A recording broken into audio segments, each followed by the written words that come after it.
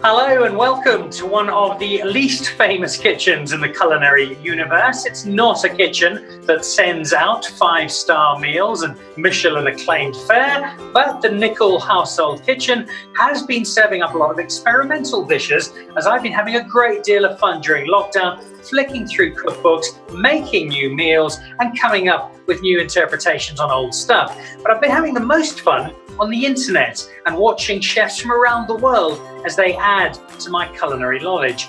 But leading the way, and if you're in South Africa and you're on Instagram, I suspect you've been doing the same as me, has been watching one chef in particular. He has owned the South African cooking space online over the last few months. His outfits have become more ridiculous. His hair is completely unplayable. And you start to think he's maybe just teetering over the edge, but his food has been splendid and the entertainment value has been peerless. But before I introduce you to him, I've got to make sure I look the part. And that doesn't mean an apron. No aprons for this chef. He's way cooler than that, if cool is the word you use. What I need here is a decent hat, and here's one I picked up on the side of a street in Mauritius about 20 years ago, and then some garish sunglasses that kind of say I'm going on holiday to Ibiza in about 1991. So I've got the look ready. It can only be one chef. Hello, David Higgs. I love the way you comment about my hair, my friend. Let's just get that out the way. I realise I'm looking more and more like Kramer from Seinfeld with every passing day. You are indeed.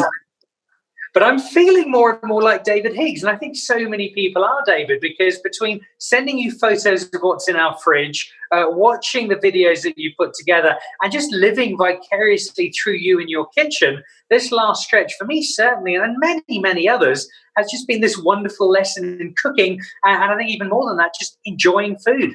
Yeah, I think, it's been I can't even really explain it. It's just been a phase that reminds me of how much I enjoy cooking and how much I enjoy the classics and how much I enjoy teaching and entertaining people. Because there's a certain amount of entertainment in teaching. You can't just be boring about it. So I'm loving it, and I'm loving the response, and it's been fantastic. It's also given you an incredible space to explore. I know you're starting to cook from home for clients. You've been doing some incredible cycling to support your team. And you've been balancing the chef with the businessman in terms of your empire through Marble and Saint. I'm really interested to know how you've done that and get a bit more on how the book sales have gone and everything you've done to support the huge number of people who you look after through your restaurants. But before we do that, I've got date night coming up with Mrs. Nicholl, and so I need something rather special. I'm probably not the only one who wants to try and do something for their husband or wife or partner and do something a little special, but it's not too complicated. Have you got that dish for me today? Dan, I have got that dish for you. And there's something to be said for the washing of dishes, okay? I think the one thing that I've learned over the last couple of days is to as many one-pot wonders as possible, David Higgs, as many one-pot wonders as possible. So we're going to keep it really simple. We're going to keep it a pan and a tray, and that's about it. And I think the beauty of the one-pot wonders is that the simplicity of cooking is key, and it's one of those dishes. And when people talk about one-pot wonders, they talk about chicken and lamb and all that kind of thing. But we're going to do a fish dish, which is pretty quick as well. So, do you like these? They're from my garden. Hey? They look lovely. Let's get the glass of wine out the way. So, Dan, basically what we've got here, I just want to show you. I've got a bit of salmon trout here. We want to support local as well. It's a beautiful piece of fish, simple to cook. We're going to do that with fennel bulb, essentially. That's the base of the sauce. Beautiful prawns, some fennel tops, and then over there we've got some capers. So that's essentially really the dish in itself. It's not a very difficult dish, and we're going to add a few prawns to that as well, and maybe a touch of white wine just because we can, because it's lunchtime and the sun is shining. Perfect. So get your pan on the stove, not the roasting tray, just your pan. Just get your pan on the heat. The pan is on, and get the butter into the pan. Just some butter and a little squeeze of oil in the pan. Dan, as you hear the butter start bubbling, then get your onion and your fennel bulb in, yeah? Perfect. And all we really want to do is we want to soften the onion and the fennel bulb, because basically it's going to cook a little bit in the oven as well, Right. Okay, so just Okay. look here, just in the pan, we've got the fennel bulb and we've got the onion. Lovely. Lovely. Ta-da!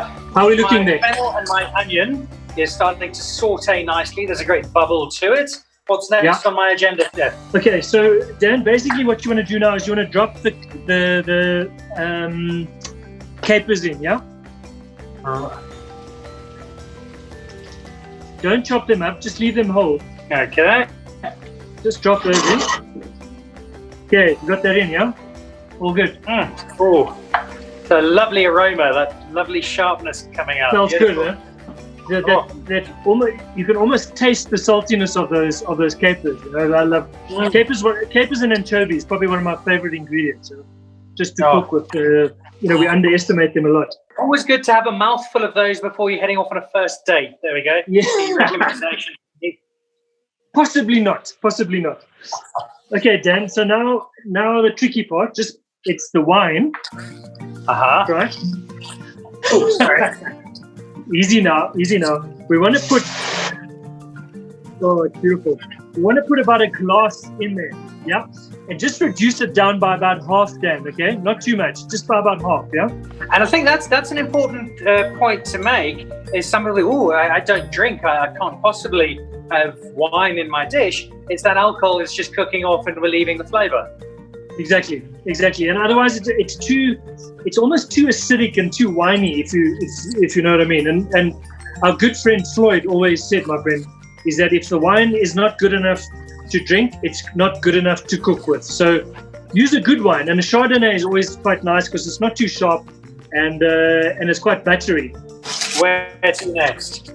All right, Dan. So in your little tray, yeah, just a splash of oil on the bottom.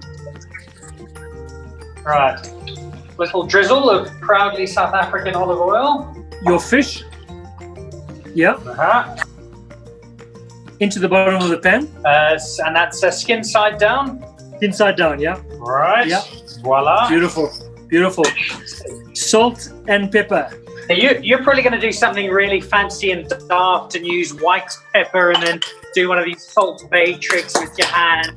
Look like you're in a music video because you're so cool because your name is Higgs. No. I'm just going to... I'm behaving myself. I am, however, using white pepper, yes. For everything. Seasoned, perfect. Now the prawns, the prawn tails, yeah, into the tray. All right. Okay. And then, Dan, you just take the beautiful liquid and all the ingredients from the pan and pour it straight over the top of the fish. Straight over the top of the fish, yeah. There we go. I can tell you, if you're watching this at the moment on your phone, just hold it really, really close to your nose. I guarantee you can pick this up. This is sensational, David. Yeah. Great flavors, Dan. There we go. So the guys can see what we're doing. Okay, so Dan, the last thing that goes in, nicely done. The last thing that goes in, just the little fennel tops that you just tear. Mm-hmm. Yeah. Just a little bit, not too much. And no more salt and pepper, okay? Because we're going to season the sauce afterwards. Okay. Done. Okay. Pepper. Straight over the top. And push it down onto the fish, yeah? Nice. Tuck it into the corners, yeah? And Dan, all you do is you pop that into the oven. Sitting at 180 degrees. Exactly. As instructed. Now keep this pan that you just used, because we're going to use the same pan then to make the sauce quickly once we're finished. While that's baking away, it's an opportune time to ask you a couple of food questions beyond just the making of it, because everybody in the food industry at the moment has been going through an enormous challenge. Let's start with the simple stuff. Marble and Saint, closed down at the moment. They're really not the kind of restaurants that lend themselves to a takeaway scenario. So probably not opening anytime soon. Have you dealt with that? Have you managed the staff? What have you been able to do over the last little while and now going forward? Yeah, Dan, that's exactly what you say. Our restaurants aren't really suited to takeout. We are. As soon as we open our doors, switch on the lights, there's massive costs that get involved. So we've had to be very careful about how we do this. However, Gary, my business partner, who you know very well, and Dino and myself we've been brainstorming since before lockdown started. When we closed the doors of Marble and Saint, it's like, what do we do next? So there's some exciting stuff coming up, some really exciting stuff coming up that will be relatively short term. But hopefully will end up being long-term projects. So that there are things on the go. However, the biggest concern for us is keeping our staff going, and with a team of 300, it's not the easiest of things. So we've obviously the UIF is now eventually kicked in. So we're getting there, but yeah, we've had to be quite creative in how we can support them, and that's really been key for us. Part of how you've supported them is by taking your book, Mile 8, which is that wonderful juxtaposition of cookery book and life story. It's a delight to read, even if you've got no plans on trying to make any of the dishes, and don't, because they're way too complicated. It's wonderful to read, and it's a lot of fun. And you've been selling that book. People have been buying it. All of that money going to your staff and to the fund that you're using to keep them all going. Yeah, we made the call early on, and we just said, look, there's one way we can do it. We've got the books. Let's do it. And the book is so special to me, and now the book has become even more special. It's lockdown will be something that will stay with us for the rest of our lives. And Mile 8 then is a massive part of that. So yeah, it's been phenomenal. We've sold 1,000 books to date. In the last 50 days, I think it is. We've sold 1,000 books. So that's absolutely incredible. It's like 400,000 rand for our team. Let's talk about something else that's taken you by surprise in a very good way. The interest in fridges and your translation thereof. I remember seeing you throwing this out rather randomly one evening. I thought it's another daft idea of Higgs's. Who else is going to be interested in this? I think Inele from 94.7 was one of the first to jump on. And I'm not sure there's anybody in South Africa who hasn't sent a photo of their fridge to David Higgs saying, what can I cook? What can I make? The interesting thing with that is, Dan, is that many years ago, you and I both, many years ago, this is my English again, we spent a bit of time on a radio station, on a few radio stations, but I was on KFM for 4 years, and I had a little slot called the Gourmet Minute, and I literally had 1 minute a day for 4 years on the radio, and it was incredible. It was essentially what this little what's in my fridge is to give people an idea of what to cook for dinner, what to cook for lunch, something lekker, something easy, and with ingredients that are readily available. And Anne Hirsch posted something just on lockdown. She posted she posted her fridge, and she had a few quotes sort of added to that. And I sent her a message, sort of private message, saying, listen, Anne, throw the chicken away, do this, do that. And that's how it basically started. I thought, this seems like a good idea, and it all came back again. Yeah. It speaks to the creativity that so many people have been forced to find. Creativity, I think a lot of people didn't always know was there, either creating content or just changing the way they do business and engage with the world. Out of all of this, what's the greatest lesson David Higgs has learned that you can take forward, not just as David Higgs, the chef, but as David Higgs, the culinary giant and restaurant owner? About culinary giant, I think I was chatting to George Jardine last night, and we both said exactly the same thing. It's amazing how we've forgotten sometimes about the simplicity of food, the beautiful, simple dishes that we cook, that we used to cook as kids, as youngsters. And And for me personally, like when I was at school and in the army to a certain extent, like I was a bit of an entertainer. I loved making people laugh, and I loved, I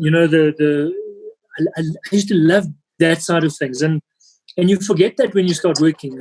You're so focused on what you're doing, and I want that to continue. I want to keep entertaining people, and I want to keep cooking simple food and making people happy. You've done a remarkable job of it up until lockdown. You've taken it to a whole new level since you've been in lockdown, and you've added to it today. Do you reckon our salmon is just about ready? I was just about to say to you, I think we should check that salmon quick.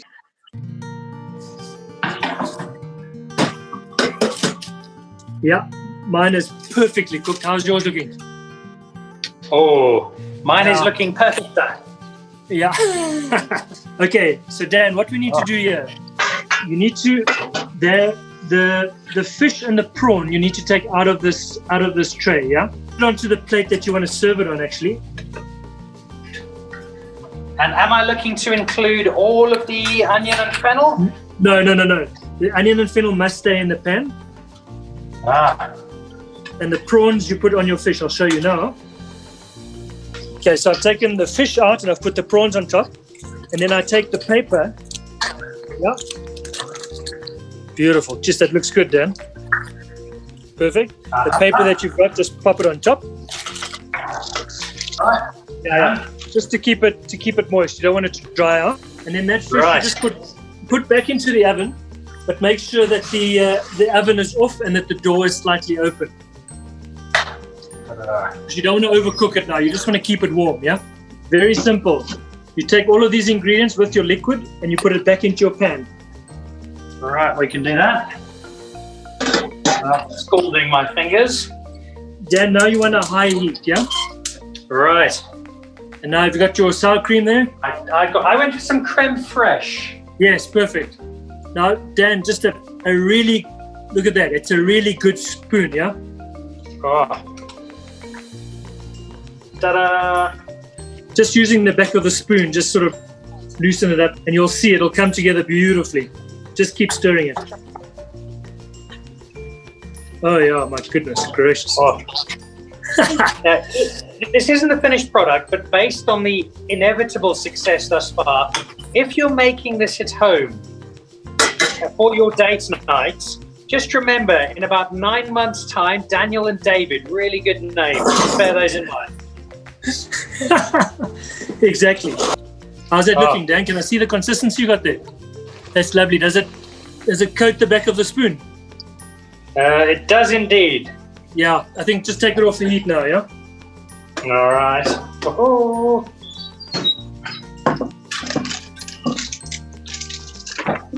There we go. And basically what we're going to do is we're going to pour the sauce straight over your fish, my friend. Oh. Sauce is over the fish, and now that last bit of fennel that you got is just sprinkle that quite generously over the top of that's it. You can be quite generous with it. It's absolutely beautiful. And then I've got some lemon. Do I put a little squeeze of lemon over that? No, I've just tasted it, Dan. I think, with the acidity of the wine and the capers and everything else, I think it's absolutely perfect. You'll probably find it's always nice to have a bit of lemon on the side. Just, Dan, that looks brilliant, my friend. Eh? That is glorious. David, you've given me a wonderful addition to my culinary armory, for which I thank you. I'm going to ask you for one last thing, though, before you head off your 11th wardrobe change of the day and another terrific Instagram post. And that's this. We know we can support you and your team and your staff by buying the book. We'll keep an eye on your social media to see what the new developments are. You've been wonderfully mysterious, but I know whatever it is going to be really exciting. Who else can we help? Can we support, be it a food-based charity or in your sphere, a small business, a small food supplier, someone you think could do with a little bit of a helping hand? As much as we can to support the local restaurants that have now opened for takeaways. A lot of them are just trying to keep their staff going and their teams going. So I think we can support there as much as we can. And then there's a company called, or not a company, it's an NGO called SA Harvest. before lockdown, basically what SA Harvest does is that they have they collect usable waste, okay, and then they create dishes and food out of this, soup kitchens and so forth. But now, obviously, just with the sheer volume of stuff, they can't keep up. So they really need product, essentially. So SA Harvest, and what they do is they're using Uber to pick up ingredients from certain points in suburbs. So if you just go onto the website and have a look, it's a really great cause, and it's accessible to everybody. SA Harvest. I shall be on there straight after this, as I hope everyone watching will be. There is so much need, and while it's a difficult time for everybody, if you have the capacity, spaces like that really are the ones to support, because they're getting food out to hungry people, and that is so important. David, again, thank you for this. I'm going to finish this off myself and then try and replicate it for Mrs. Nicholl this weekend, hopefully with similar success. And thank you for all the entertainment online. Thank you for being the culinary king of Instagram, and good luck on the way forward, because you're a trailblazer in the South African food space, and I know there's a lot more to come. So thank you, stay safe, keep cycling, and we look forward to many more great meals. Love to the family, D. Thanks, man.